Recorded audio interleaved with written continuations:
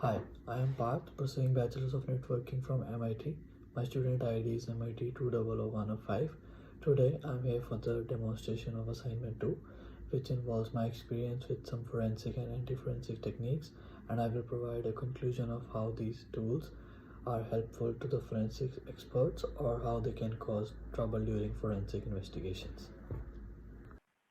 So today my encounter with the first anti-digital today my encounter with the first anti-forensic technique is with the technique steganography. For this, I'll just use the software as tools to open this software. So steganography is basically the technique of hiding secret data with an ordinary known secret file in order to avoid the detection of the data, and that data can be further extracted at the time at the destination. So we have two files, Zebra and original Zebra. So we'll just drag this file into S2. And now we'll click on the properties. Close it. And now we can reveal, and we can just use the passphrase that I just made, which was ABC, to hide some data. And now it's revealing. So yeah, we can see the hidden data. It's all of these files which are hidden in this. You can just right click and save these files on our desktop.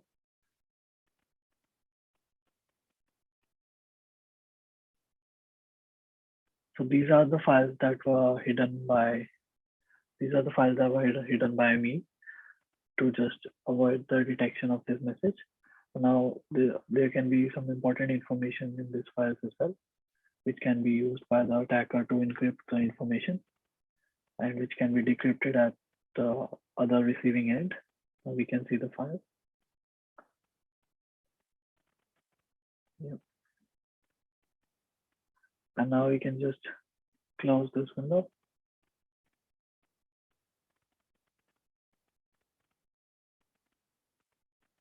And now we can check the original Zebra file.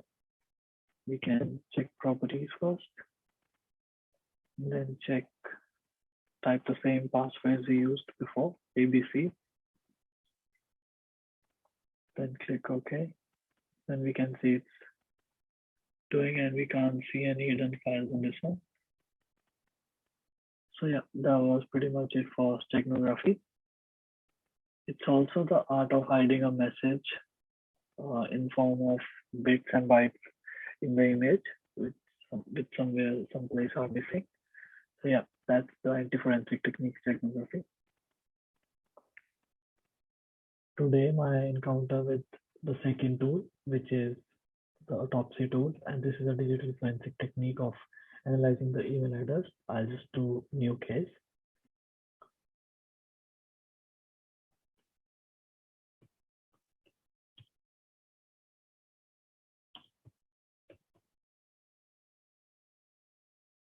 Next, case number, then finish.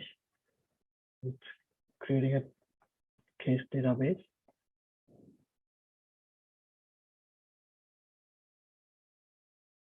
Still loading. Yep, now it's full. Now it's loaded, and now we can add the data source where our email file is stored from the Hotmail email. So if I do local disk, then next, I can select the disk. The disk I'm using is my USB drive, so press OK. Then next and next. Then we can see it's added to the database. Finish.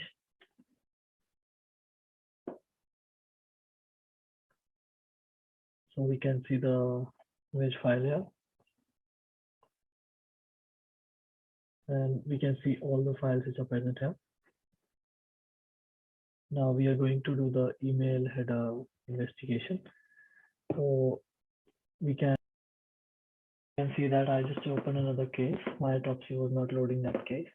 And in this case, we can see that we can just look for hex values delivered to, then text, what is the text sent, the message, the signature, the file metadata.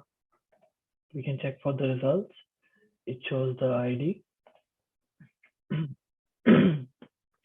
It also shows the email headers, this header, text, and the HTML part. We can also see the attachments which are connected and the accounts from which the email is sent. If we go on for the results, we can see the keyword expression going on, and then we can see values, and do is the keyword search for B or something.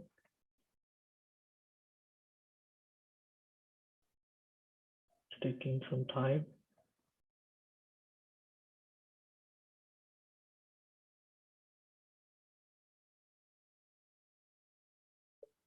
See that it's loading the text, and it will tell you where all the B keyword was used.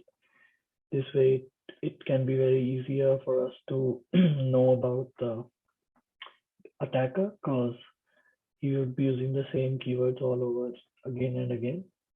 And we can also match the file metadata again, the size of the file and the hash values to compare different files. And yeah, this tool is really helpful. And this was all from my encounter with the forensic technique of analyzing email headers. And yeah. To conclude, I would like to say that anti-forensic techniques are quite malicious in intent and design, and these tools are also used to illustrate the issues in current digital forensic techniques and the ways of digital examiners. But digital forensics is really helpful, and it identifies what was stolen. It helps to make backup copies and help trace whether the information was copied or distributed. In other cases, valuable data may be accidentally damaged due to interference from hackers. So these techniques are really important in today's modern society, and also the anti-forensic techniques can't be overlooked.